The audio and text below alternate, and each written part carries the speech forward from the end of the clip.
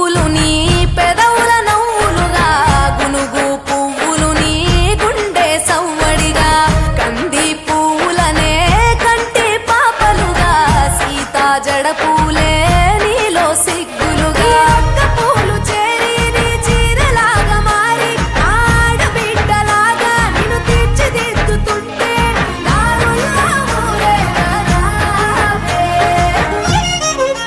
తెలంగాణలో పుట్టి పూల పల్లకి ఎక్కి లోకమంతా తిరిగేవటే.